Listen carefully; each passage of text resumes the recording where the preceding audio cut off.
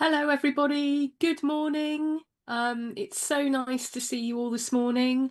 I'm joined by my lovely colleague, Jessica Douglas. Um, Morning. you may recognise Jess's face, but maybe not her name. It's because she used to be Jess Ward. You just got married, haven't you, Jess? I did, yes, just over a month ago. Well, congratulations. So you're Thank now. you. And of course, I'm Kelly Jarvis, and I lead and manage the consultants here at Sunshine Support. And we are delighted to come to you live this morning to talk about streams of support within the Send world. So we're just going to give everyone a chance to join. So we'll get going in a couple of minutes. Please do say hello in the chat. Let us know where you're watching from. We always do like to say hello to people and find out how far we're reaching around the world. We had someone watching the other day, I think from America, which was really exciting. So let us know where you're watching from this morning. Do say hello, and of course, pop your questions into the chat as well, because near the end of this Facebook Live this morning, we can answer as many questions as we can get through, basically. A couple of disclaimers today. The first disclaimer is I'm really sorry, but I've got the plague. I've got a really horrible lurgy, which is typical, isn't it, in the holidays? But yeah, my children have infected us all. So if I'm a little bit coughy or sniffly or sneezy or raspy, I can only apologise. And the other disclaimer is that if you see me looking down, it's because I've got everyone's comments on my other device here, and it means I can get to your questions. What I'll probably do though is concentrate on our chat for the majority of the live, and then I'll go into the comments thereafter. So do pop your questions in, and if you're watching on YouTube as well, we've got our little sunshine elves in the background who'll make sure that they ping their questions over to us as well, if you are watching on YouTube. So welcome, welcome. Hello, we've got Emily watching from Derby. Hi, Emily, our own Sunshine Emily, one of our consultants here. Nice to see people watching. Hello, Lisa in Hartlepool. Welcome this morning. Um, who else we got? We've got a few people I recognise. Hi, my clients in the chat. Nice to see you all this morning. Um, I always think you must see enough of me, so it's particularly lovely when people come and join our Facebook lives. So good morning, everyone. So we'll get going without any further ado. So our topic today is about who can help. How do you get support for your child? Now, that's a big question, isn't it, Jess? Because I know there'll be people watching who are at all sorts of different stages Yeah, within their send journey. Now, I hope you don't mind me sharing, but you are a send mum, right? yeah, So tell us about your current situation, because I think it's super relevant to what we're talking about this morning. yeah. So I have a little boy who's 8 years old, and he has always had little quirks, shall we say. But it only really sort of came to light in the last 18 months or so that there was maybe something a bit more that needed investigating. Um, we are currently on the pathway to determine whether he has autism. Um, he was placed on the pathway about a year ago. I believe it was September of last year. And we're still obviously waiting. Oh gosh. Yeah, it's a long waiting list where we are. It's about 3.5 years. Um, so we've investigated right to choose, and we're sort of delving into that to try and reduce the waiting time, because we are being ignored, at many different avenues, which is very frustrating, particularly when I know what I'm talking about, what he needs, and it Yeah. it can be a very gaslighting experience, a lot of the time. Yeah, it's Oh, a lot. so you mentioned right to choose there. Yeah, And this is something that we talk about a lot. There's actually a right to choose webinar content on our Sunshine Academy if anyone's interested in that. But can you just explain to us a little bit about right to choose? Because that's probably, if we're thinking about the send sort of pathway and where you get support from and how you ask for it and when, something like right to choose is probably going to feature quite early in the journey Yeah. because you've got a young person, they have quirks, you're thinking something is different, and you get yourself on the diagnostic pathway because that's just the logical place where you go. And you are alarmed very quickly to discover that you have to wait for 3+ years to get any answers. So how does right to choose fit into that?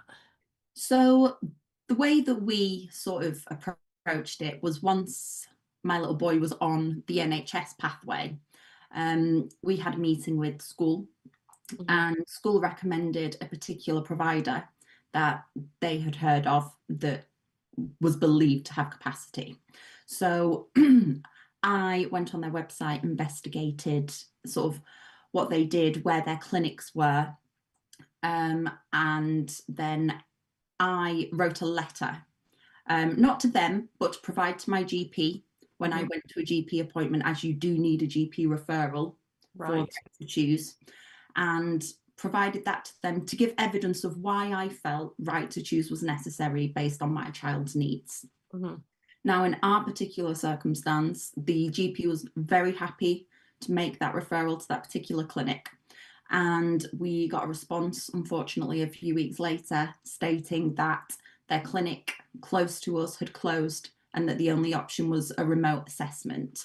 Now, my little boy's profile means that remote assessments aren't possible.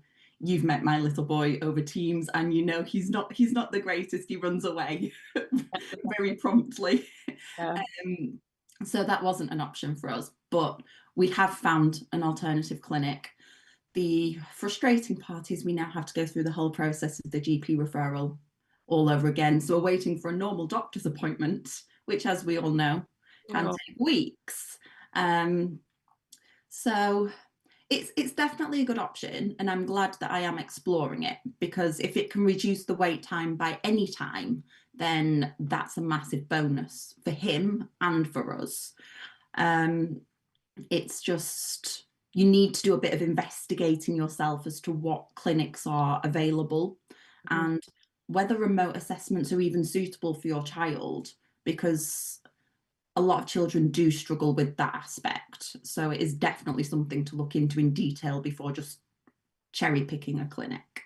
Yeah, no, that makes a lot of sense. And I guess, you know, the whole right to choose sort of pathway is essentially, and correct me if I'm wrong, it's where in your locality of your bit of the NHS, the waiting list is so much, Yeah. but then your right to choose is you basically electing to go outside of area to a clinic that might have a shorter waiting time.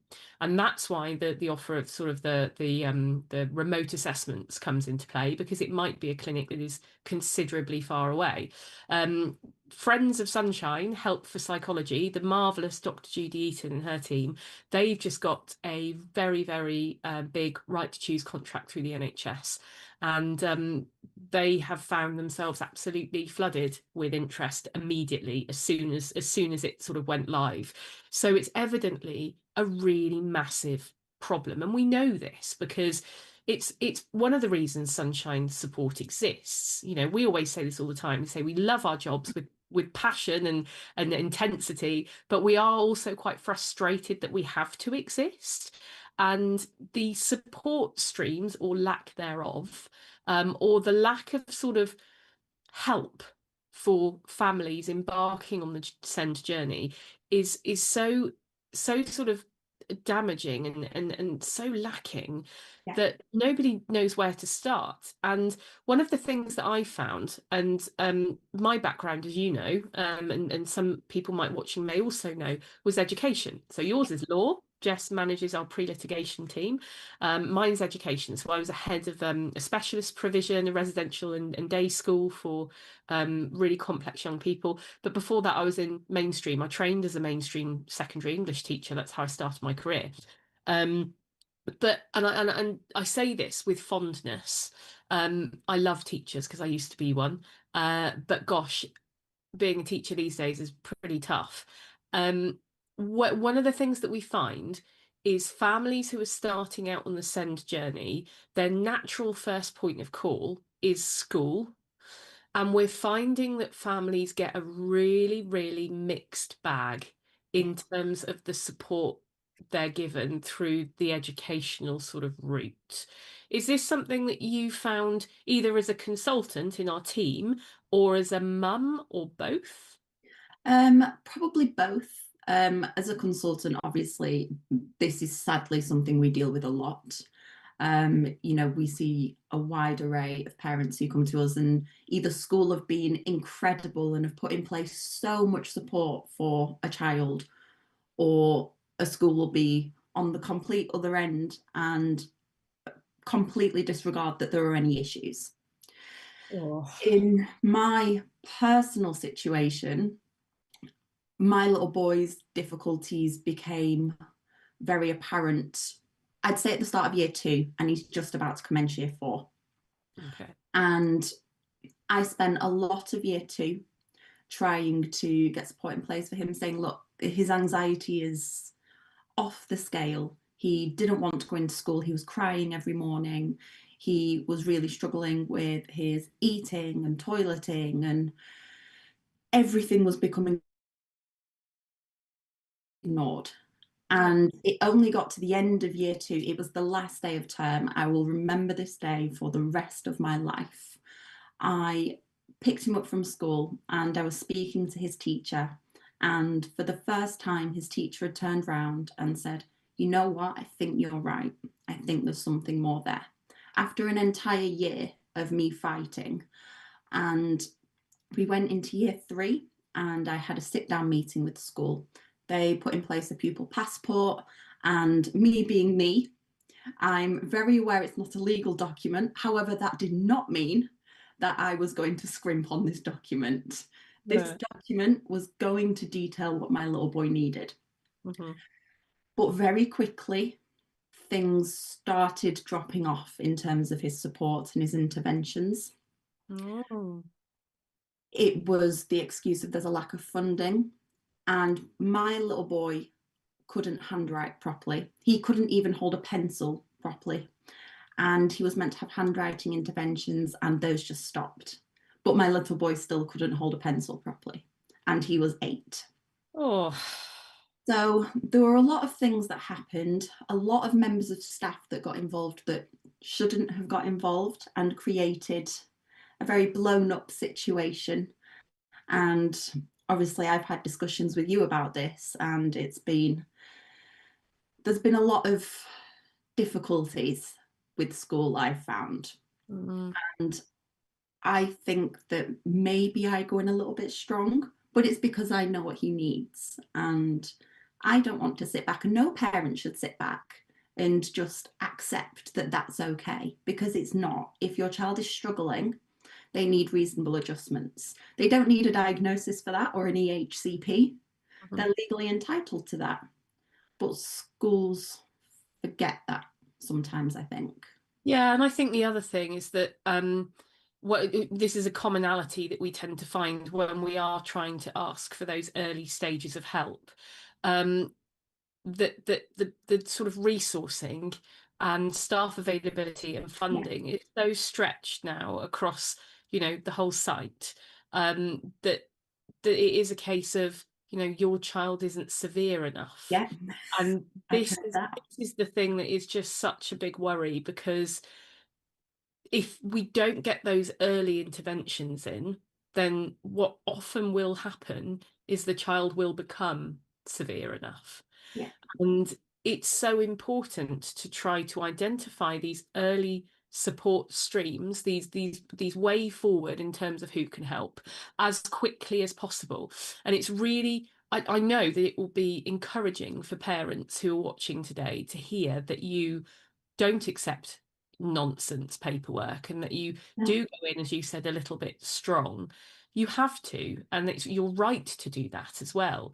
But it's such a shame that you have to, it like when you go and speak to a school, there should be this mutual respect and knowledge that you're actually both looking for the same thing. It's not the parent asking for too much, or not No. the parent not understanding how hard it is for teachers. It's not the teacher belittling the parent.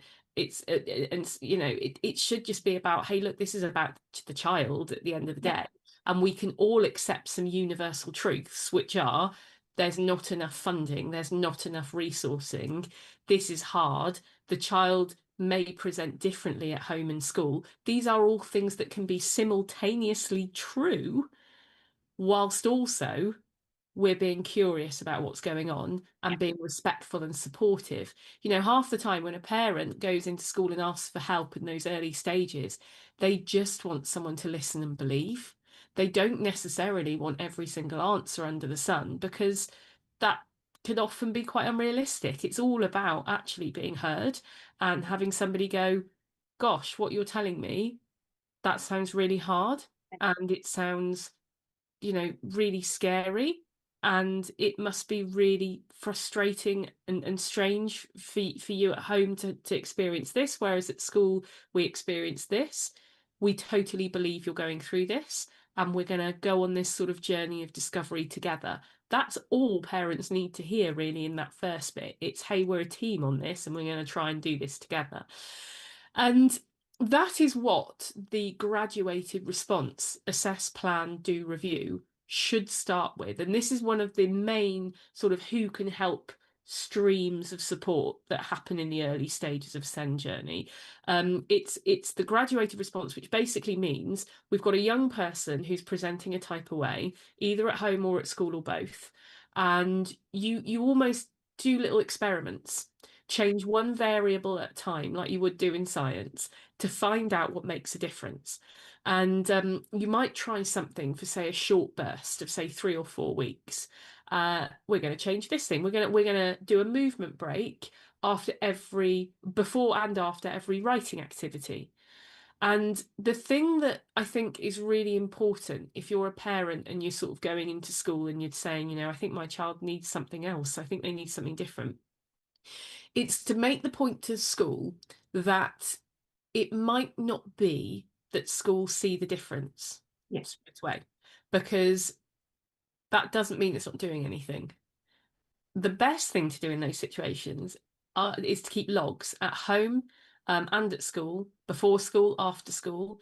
If, say, your child comes home and takes like an hour and a half to sort of regulate themselves at the end of the day, they might crash and be silent, or they might be really, you know, behaviors that challenge, sort of really big behaviors, meltdowns, things.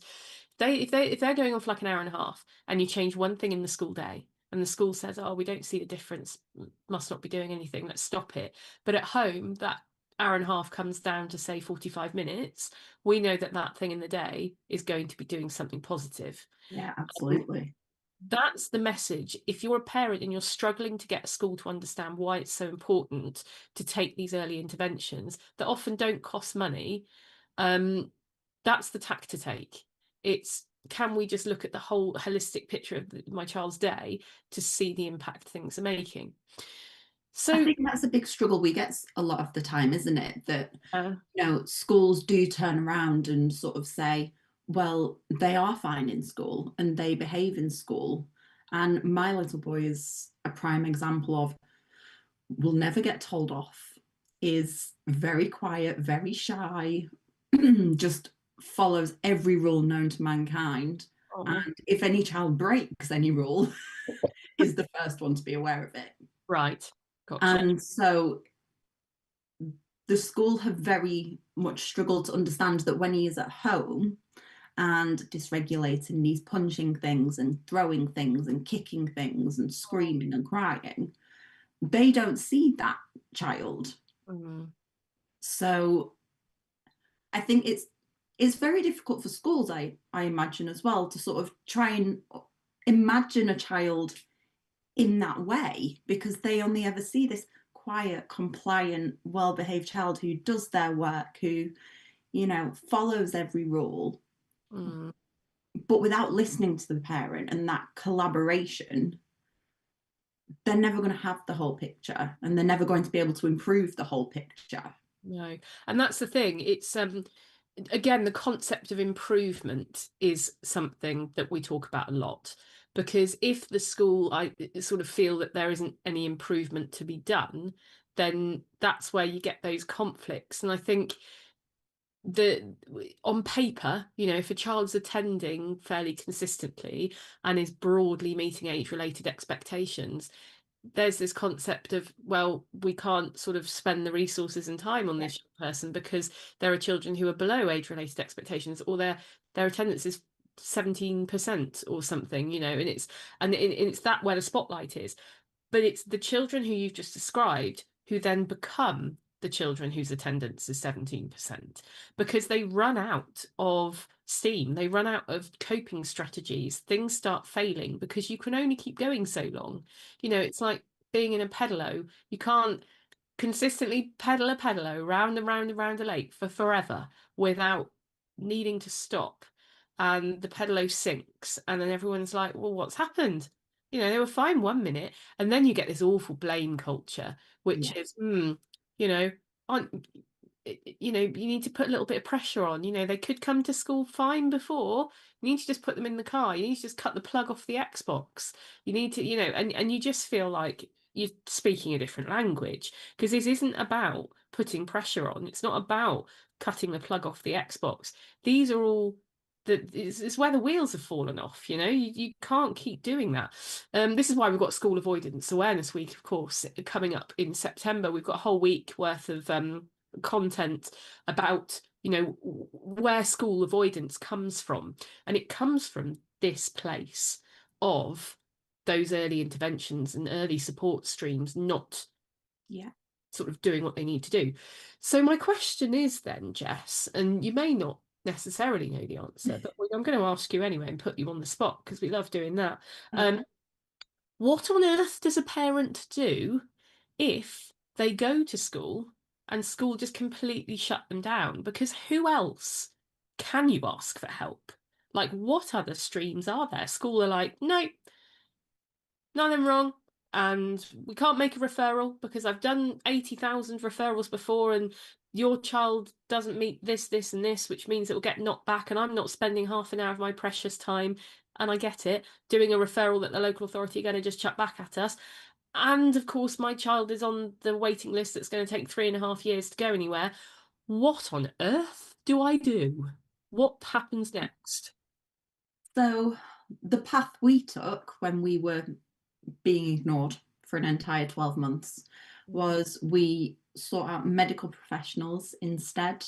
Right. Um, so particularly relating to my little boy's eating and toileting and things like that. So we spoke to dietitians, the sort of bowel and bladder team to help with toileting. We've been to see a paediatrician about his sort of tics and stimming behaviours, which has helped to a degree, but there have been elements of that that have also been, there's nothing wrong. And Okay. that's hard too, because, you wait so long to be referred to a professional. And you get to that appointment and you're so full of hope that finally someone is going to listen to you, someone will take you seriously, and you'll be able to have interventions, and they'll provide you with something concrete that you can go to school with and say, look, I have this medical professional has said that he needs X, Y, and Z to be able to get into school. But not all the time do the professionals do that. Mm. And it can feel really disheartening. We've had it with the dietitian before, and my little boy is very, very difficult when it comes to eating, shall we say. Um, we always used to think, oh, he's just a child, he's just fussy. But it's become very clear that it is a lot more than that. Mm. School have very much disregarded his eating difficulties. So had the dietitian at first, and we've had to go back again and have finally been re-referred. But It's hard. It's hard to know where to go because you're having to do all of this when you're not an expert in these fields. You don't know which professional is right for everything. Yeah. And, you know, you could ask for a referral to occupational therapy, for example, or speech and language therapy.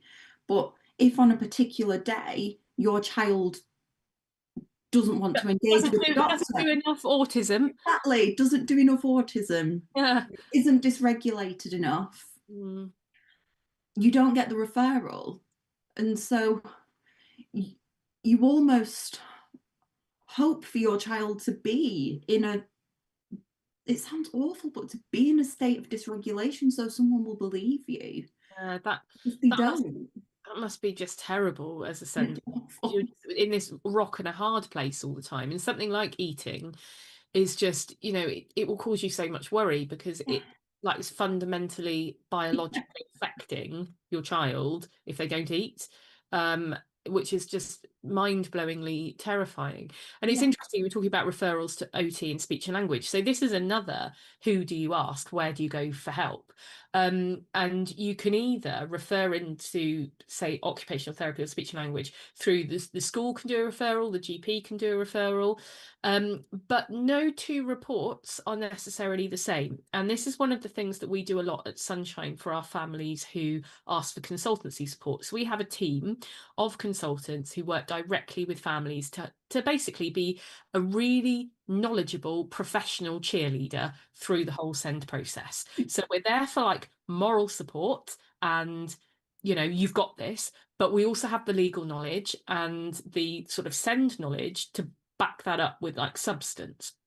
Because in our consultancy team at Sunshine, we all are highly qualified professionals in our background, so law, education, that type of thing. And we've gone to management within those circles, and now we're doing this. So you might refer into OT or speech and language through the NHS pathway, but what you need to be really mindful of as a parent is it can feel like a magic sort of button, and you think, oh, this is finally the answer. And then you get a report which feels like it's potentially a bit limited. And this is, again, nothing against speech and language or OT professionals within the NHS. Quite simply, they have sort of a remit. So I'll take occupational therapy, for example. Largely across the NHS, what we find as consultants, occupational therapists tend to focus on functionality of OT. So finding gross motor skills, pen grip, can you do your buttons up, can you do your shoelaces up, daily living skill type things. And what we're finding increasingly prevalent is our young people who face the most challenges in schools don't necessarily have those type of issues so much as sensory processing difficulties, which are a complete minefield because yeah, they're a lot less measurable unless you're an OT and you know what you're doing, but a lot less measurable and identifiable to the layperson. So if you're just a parent and you're faced with a dysregulated child and you can't for the life of you work out why, there might be sensory processing difficulties going on because the child doesn't know them either. I always have this analogy, right, about a drill. And if you went to work, right, every day, and your boss said to you, you need to work on that desk, and some chap is going to drill the wall next to your head 24/7 when you're at work, you could just got to deal with it. You'd like be on the phone to ACAS. You'd just be like, no, I'm not accepting this. This is terrible working conditions. You can't drill next to my head for the whole time. Like, no. Imagine if you're a child and you're working at your desk and you have a drill equivalent going on, something that is just getting to you and no one else can see the drill because it's internal to you. You don't even know what it is, so you can't label what it is because you don't know. Just something's just there all the time. And you say to the teacher, look, oh gosh, there's this drill, something, and the teacher just looks around and is like, I can't see it. So I think you just need to finish your maths worksheet. You're like, well, I can't finish my maths worksheet when I've got this drill in my head and I don't know what to do about it. Well, I tell you what, if you finish this maths worksheet, you get a sticker. Okay, that doesn't solve the drill. Oh, okay, if you finish this maths worksheet, we'll go outside and play football. oh, I really, really want to play football. I love football. I really want to do that, but I can't finish the maths worksheet because of the drill. And if you're a kid, right, and you really want to go out and play football, and you can't finish your maths because of the drill, like, how awful is that? Because you're so out of control at attaining the thing that you really want. And this is again is something we see with school avoidance and school attendance difficulties. Schools who give trips and rewards and pizza parties to kids who get 100% attendance does my head in, because what about those children who can't do it because the drill is so overwhelming that one day when they get up in the morning they're just like, I can't face the drill again today. And because people can't see the drill, no one understands me, and I can't label the drill, so I can't tell people what I need. And that's what we need to see in, say, occupational therapy reports. Not so much about can I tie my shoelaces, but it's about identifying what sensory processing things are going on that we might never have even known were happening for that young person. And that's just the first hurdle, because often that type of OT report is something that you've got to commission privately. And first of all, that's money. Second of all, you've got absolutely no idea whether, the person you're commissioning is good or their report is good. This is where Sunshine's useful because we can read your reports for you and tell you what they need to be like and what the wording needs to be like. So that's a top tip for you. If you need your reports looking at, send them our way. Um, so the money, is the report any good? And then when you've got the report, how do you get the stuff put in place? Because if the report says, oh, you need these adaptations, you need these things in the school day, you need this, and the school says, well, we haven't got the funds to do any of that, so you can't have any, you just think, well, why have I done all this? Why have I paid all this? Why have I put my child through the assessment? Like, if no one's going to do anything with this gold mine of information that we found out. So, Jess, what do you do then? I think at that point, if I was lucky enough to have a report, um, it would very much be a sit down meeting with the school. And I think you've got to spend that time working together. And,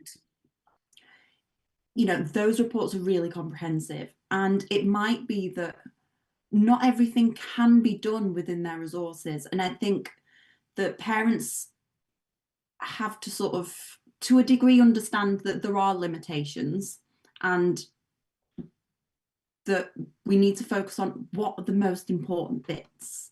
Do we trial certain bits, see if they have a really good impact? If they don't, do we maybe say, right, well, let's try something else? Sort of taking an assess, plan, do, review approach to the Yeah. report and seeing if there are elements that work better than others. Because school at that point are sort of working within their budget. Now, there are options available to schools to apply for additional funding and things like that and get extra help.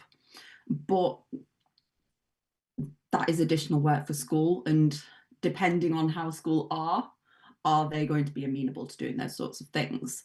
But I don't think that that report would ever be useless.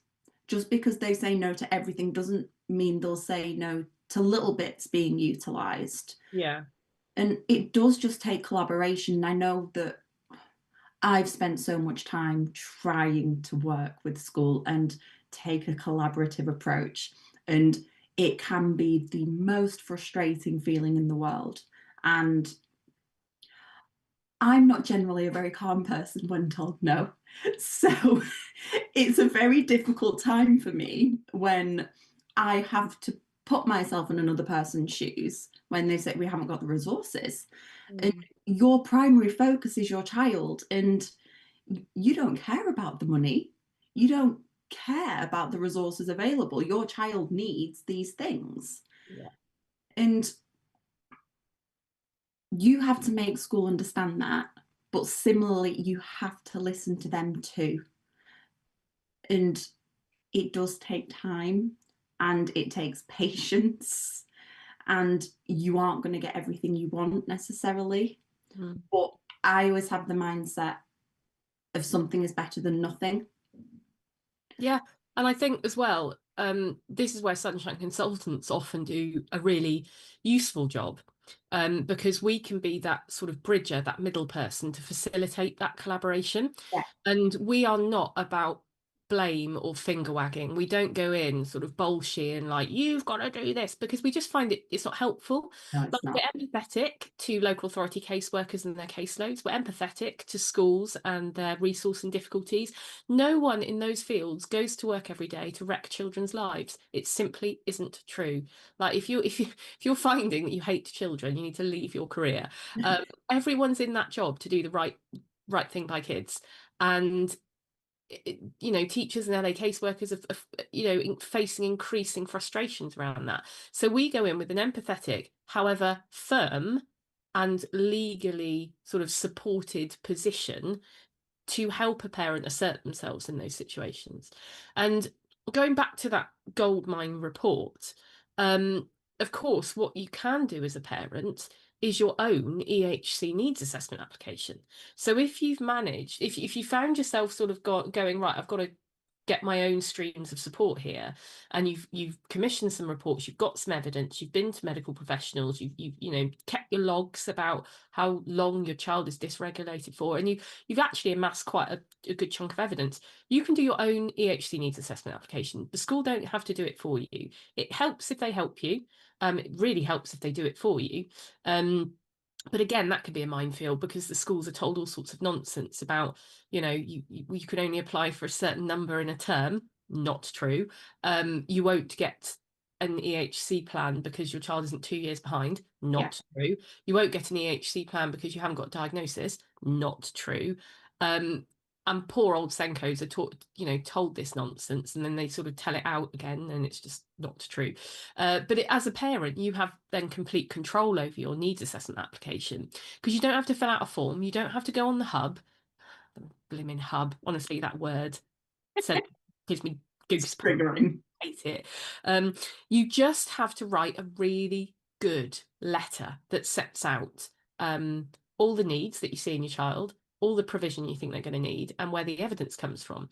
We've actually got a really great day coming up in October, in person in Derby for the whole day, where we talk you through how to do your own needs assessment. So we go through all your evidence with you. Our consultants are there. We tell you how to structure your letter. You then get writing time at the end of the day, which is great, because then we can check your letter, we can help you. I love it, because I feel like it's me being a teacher again. Oh, it's a dream. And I get to meet people in person, which is even better.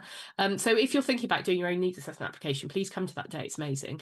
And if not, there's loads of stuff on the Sunshine Academy as well, how it handholds you through doing a needs assessment application. But that's a great way to utilise those reports. And if funding and resourcing is the problem, so if it's a school saying, well, there's stuff on this report we simply can't do because it exceeds what little money we have, that in itself is a great reason to apply for an education healthcare plan. Because, correct me if I'm wrong, Jess, and I'm saying this because I know the answer. Correct me if I'm wrong, but if you have an EHC plan and all of your provision from those reports is set out in section F, it's got to be done, right? No matter how much it costs. It's got to be done as long as it's written correctly. Yeah. What's written correctly? Oh, look at you. So there is basically a requirement for section F provision to be specified and quantified. So within an EHCP, if there is wording such as access to or benefit from or opportunities for, that wording isn't legally binding. So that provision automatically is not legally enforceable. So if a school failed to deliver it, you have no legal recourse in that situation. Wow.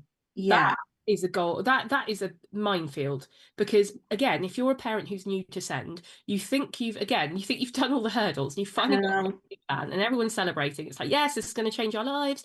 And then the school don't do it, and you're like, well, you have to do it, it's in the plan. And you take action like a pre-action protocol letter, Yeah, because that's something your team does on the it is. pre-litigation side. It's the sort of legal bit where you challenge the local authority on their lack of the provision in F is made. And those tiny little words mean that you have no route of redress at all. Yeah, exactly that. Yeah. We Oh. also have the additional issue of if you've got a program of support. So, for example, direct occupational therapy, it is essential that there is information included within that to state who will devise, monitor, and review that programme of support, who will deliver, and their level of qualification, how often it will be delivered, for how long, and whether that will be on a one-to-one, small group, or whole class basis. If that information isn't included, you've also got another hurdle in that if you've got direct occupational therapy, but it's being delivered by an occupational therapist that isn't trained in sensory integration, for example, but your child needs that, if that's not detailed in the EHCP, you can't challenge that. Oh my gosh. So that means that when you get an EHC plan, so when you get a draft plan, because excuse me, the lurgy is catching up with me now. When you get a draft plan and you read it, and it's the first time you've ever read an EHCP, and you're sort of thinking, is this going to help me? The wording is so crucial, Yeah. isn't it? And you can't afford to fall at that last hurdle by No, accepting wording or that to me is the most crucial step in the yeah. whole process, because you're so close to having a legal document, but if you don't ensure that it's written correctly, if that document is finalized and it's not specified and quantified appropriately, you may as well just take out half of that provision, because if it's not delivered, you can't do anything about it. Now, that's not to say that, if I don't want to terrify parents who are watching and say, if it says access to in section F of your EHCP, that the school aren't going to deliver it. It doesn't mean school aren't going to. It just means that if they don't, there isn't a legal recourse available. So Mm. it's just something to be really mindful of when you're doing your draft check. When you go to your annual review, get the school to remove that wording. Mhm. Make sure that even before it goes to the local authority, all of that wording is amended. And if you have got a final EHCP that looks like that, you have reason to go to an appeal. Yeah, absolutely that. And obviously this Facebook Live is all about where you go for help. Who can you ask to help you with this sort of stuff? And it must feel incredibly lonely for parents who are just looking at this EHC plan that can often be like 30 plus pages long, and you don't even know where to start. I mean, this is one of our favourite things to do at Sunshine Support, is support parents through draft checks. So we meticulously go through a plan, we go through all of your evidence, we make sure all of your evidence is in the plan, we annotate the plan, we rewrite the plan, Yeah, um, exactly. and we send it off to the LA at draft stage and say, this is how you need to change the plan for it to be lawful. And then it's a really economical way of working as well, because if the local authority then happen to refuse your amendment requests, you have a ready-made grounds of appeal right there, because we do a really, really meaty covering letter as well, don't we, Jess, where we We do. just set all the law and everything and what's wrong with everything.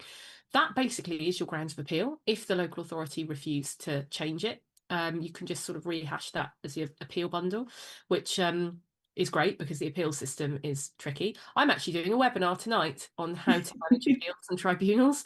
So if you are thinking of appealing, or you're in appeal at the moment, you don't know how to manage it, come along tonight and see me again. Just what you always wanted. Two lots of me in the same day. Okay. So I guess the only other little pathway is external agencies at school. So we hear about things like the autism outreach teams and things like that. Is it just for schools to decide on whether they refer into these teams? And have you had any experience of those with your lad? I haven't yet, no. I think with my little boy's school, unfortunately, at the moment, they are of the view that they don't need to do very much. And we're in a little bit of a challenging situation. I'm hoping once the new Oh, year starts, fantastic. I can sort of work with his new teacher. I've already met his new teacher and sort of discussed my little boy. We got 5 minutes, 5 minute meeting to discuss my little boy. So 5 minutes. yeah, so you can imagine the speed I spoke at. Um, and then I sent her a follow-up email with all the details on, because 5 minutes is insufficient to describe a child with additional needs. Five, Um, 5 minutes is insufficient to describe a stereotypical child. Like, My gosh. Yeah, it was a very quick meeting. It took me longer to drive there than it did to have the meeting. Um, so I'm hopeful once we get into the new year, we can start looking at those external agencies and seeing what school can do to outsource support for him, because I think we have this constant issue of he's so well behaved that there's no issue in school's eyes. Um, he's just working a little bit below expectation with his handwriting. He struggles with being in groups of children. He doesn't eat. He can't go a school day without having an accident. Yeah, but they don't appear to be big problems because he hasn't got big behaviors. So Yeah. it's a new year and a new start and a new battle, and I'm raring to go. Well, Jess, if you need a sunshine consultant, Funnily enough, I might know a few. I'm going to go to the comments and the questions now, just for the last 15 minutes of this live, to hopefully answer as many as we can. So if you see me looking down, that's why, because we've got lots of comments. And lots of questions. So we've got a question from Davina. How do I get my child looked at for post-traumatic stress disorder? Is that like the GP would be your first point of call, would it? I would assume so, yeah. So I think you probably speak to the GP and then they'd probably look at a referral to either CAMS or sort of a mental health professional, such as a psychiatrist or something like that. But yeah, I imagine CAMS will, the GP will probably be your sort of first port of call in those circumstances. And I'm finding as well, parents are experiencing quite a lot of frustrations with CAMS. And again, nothing against CAMS, it's because the system's The stretched waiting list is, open. yeah, Waiting list is massive. But we're finding increasingly CAMS around the country are sort of saying this quite strange thing of if your child's autistic and also has mental health difficulties, then it must be the autism. yeah. And we're not dealing with autism, we're dealing with mental health. So go away. And that is like, that must be just soul destroying for a parent because you can be autistic and have mental health difficulties. That is very, very real And and not. parents rely so heavily on CAMS, I think, when it comes to their child's mental health, because that is the provider for Yeah, child's mental health. It's in the title. yeah. And if you can't access that, then where do you go? What's Yeah, left? and that's it. And going privately within that sort of mental health world is extortionately Yeah, expensive and out of reach for most families, you know. We have a lot of people in the chat sharing that they did right to choose and it really cut their waiting lists down. yeah, So I would 100% advise hopping on the Sunshine Academy and looking at our right to choose section that we did as part of our Day of Send earlier this year. It's gold dust. Really, really good. Anne has shared, I'm sick of fighting all my life for my son. There's no help as they get older. Yeah, it's true. And we again at Sunshine we deal with the whole age spectrum. So I have like a 3-year-old on my caseload. I've also got a 23-year-old on my caseload because of course EHC plans can go up to 25 if a child is in full-time education that isn't university. Um, and you do find that, you get some strange responses the older you get because people appear to think that people's difficulties can somehow magically cure themselves. yeah. Like, oh, don't bother applying for an EHC plan because they're already 17 and they won't get one. Well, hold on a minute, they've potentially got another 8 years worth of an EHC plan stretching out ahead of them. This could be a real difference for them. Just because they're 17 and we're reaching the end of what we conventionally see as education does not mean that they are written off. Oh, you can. This is a hot topic for me at the moment. Really mad about that right now. Natalie has said it's so exhausting. It shouldn't be this hard. Gosh, we know. We know. And Anna said that she had 5 teachers tell her son he wouldn't achieve his diploma, and with me fighting, he did achieve it, which is amazing. But That's again, normal. why do you have to fight at every turn? Um, Let's see if we've got any other questions. Do get your questions in quick as you can if we've got 10 minutes left. Oh, so this is one close to your heart. Jess, how do you help a child who masks heavily at school? He takes it all out on us when he gets home. And I guess it's helping them at home. So how do you help them when they take everything out on you? But also, how do you cope as a parent? Because you know in your heart of hearts that a masking child is taking it out on you because you are their safe person and their safe space. And they feel such an utter sense of relief at not having to sort of mask and hold it together that they know that they can do that and they will still be loved equally the same all the time. And they won't be thought badly of. No, no. Hard though. It's hard as a It parent. it is hard, and I think more than anything, it's upsetting to see them in that way. You know, like I said earlier, my child has kicked and punched and thrown things and screamed, and I will never reprimand him for kicking or punching something. He never punches people. It's only ever things, generally the sofa. Um, but I know that he only acts that way at home because that's where he feels safe. And I have never sat there and said, don't do that. Like, why are you damaging things? Because that is his way of coping. And we've put in strategies at home whereby he comes home and we don't talk about school for an extended period of time. I want him to forget about school and Mm. just he goes on his tablet. His tablet is like glued to him. He plays Minecraft and Roblox and all of those kinds of games. He's very into his gaming. And he just has that time. And if he wants to come to us, he does. Mm. But he knows there's never any pressure. We just try and reduce those demands as much as is physically possible.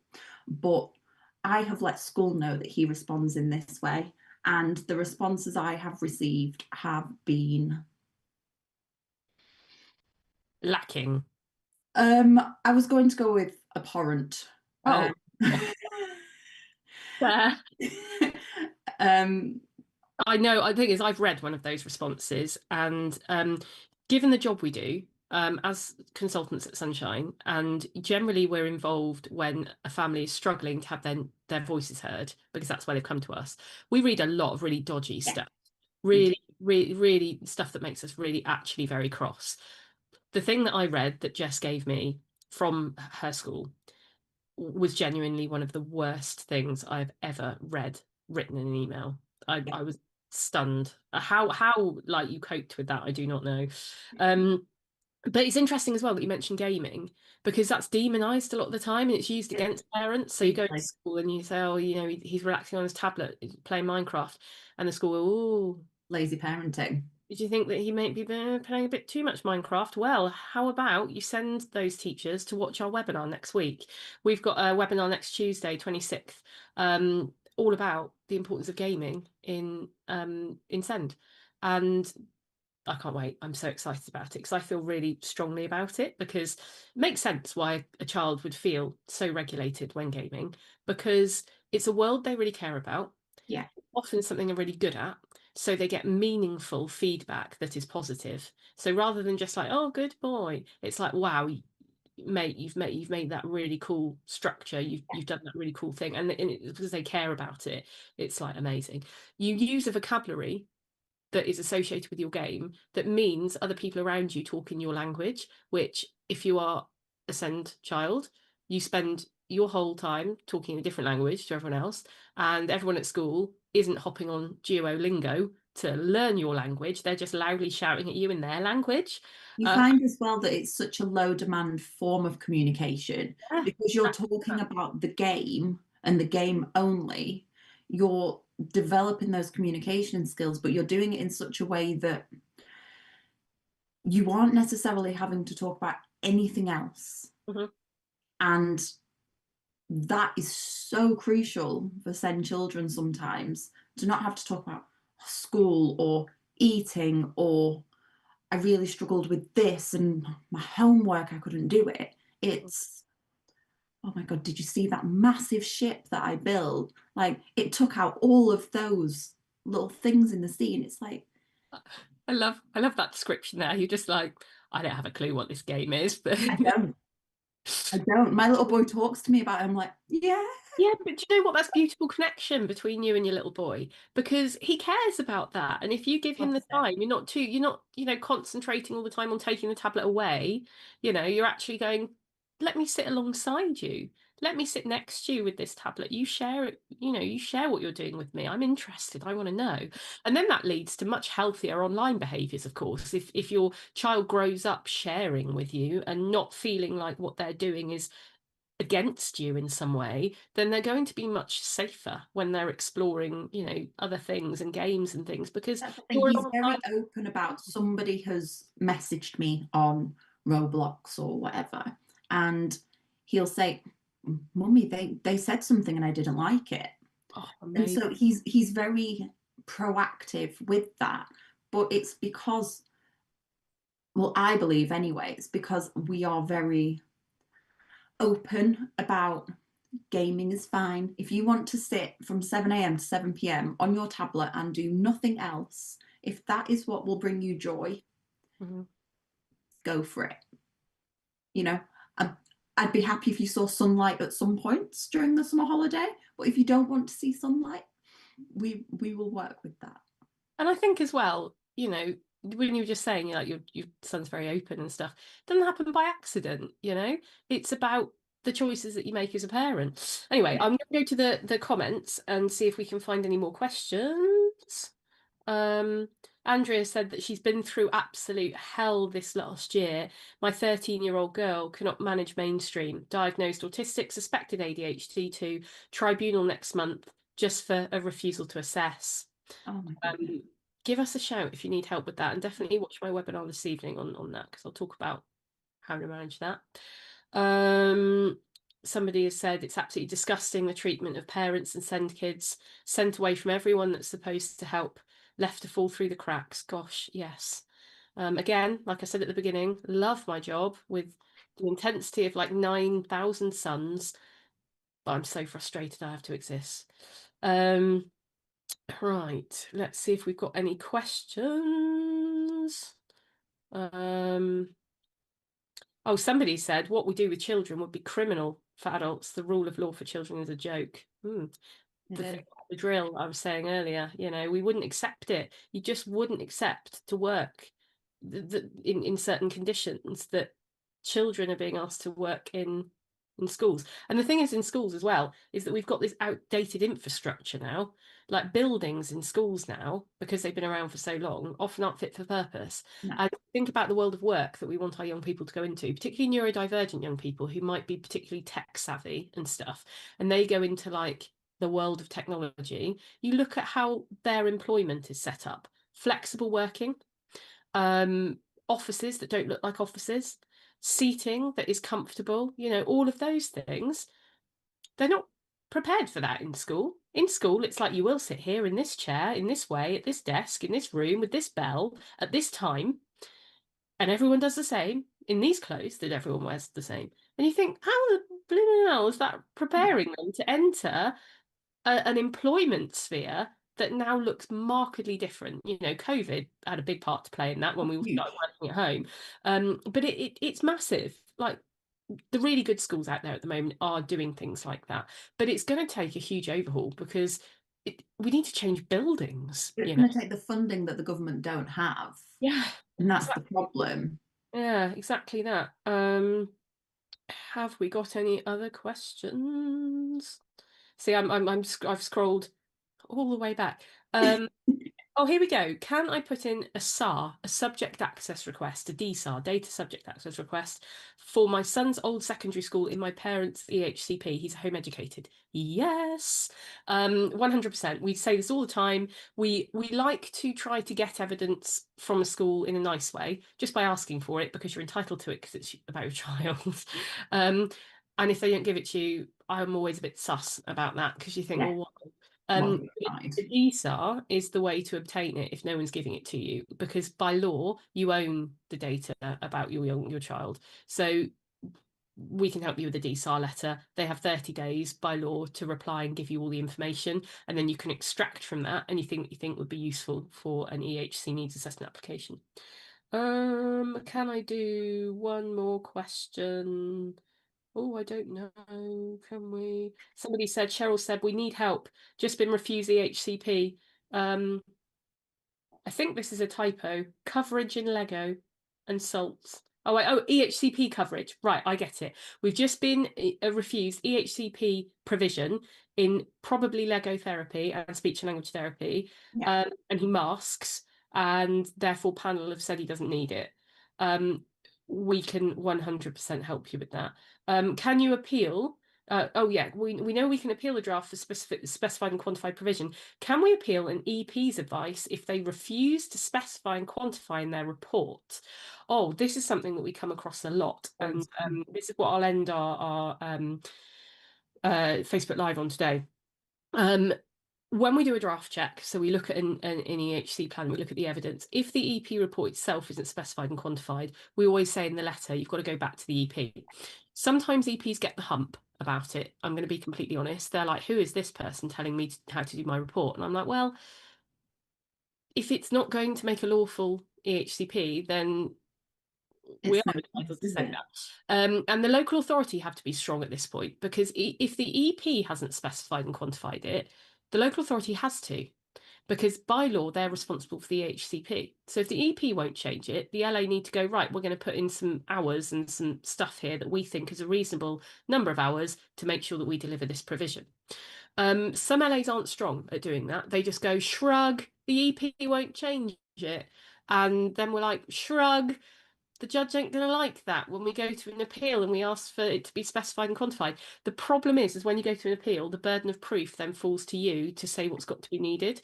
And then the way forward, often the best way forward, but often the most expensive way forward, is to get your own independent EP report, because you better believe your own EP report is going to be beautifully specified and quantified. They're And going then to be all of a sudden, incredible. yeah, then all of a sudden the LAEP comes out of the woodwork again and specifies and quantifies their reports. What a shock. Anyway, please do get in touch if we can help you. We are anticipating a very busy September. With return to school avoidance awareness week, it tends to explode. Get in quick before that happens. We've got a couple of weeks left. If you are on the fence, like, I don't know if I need some help or not, just a simple inquiry could make that an easier decision for you, and we're likely to be able to get you in at the end of August, before the September madness begins. Yeah. But yeah, do come along to our upcoming events. Hopefully the Sunshine Elves, who have been in the background, have popped the links to our gaming webinar next week, the Appeals and Tribunals webinar tonight, our October EHC Needs Assessment Writing Day, and of course School Avoidance Awareness Week that starts on the 22nd of September. Thank you so much, Jess, Oh, for no, it's been lovely. and being part of this Facebook Live. You are an incredibly inspirational mum, Thank as well as a complete tour de force of a consultant and pre-litigation team manager. Having you on side is quite amazing. So thank you so much for sharing your personal story as well as your knowledge today. I'm really You're very welcome. amazing. So we wish everyone the best, and do get in touch if you need us. And we hope to see you again on another Facebook Live or in a webinar super soon. Take care.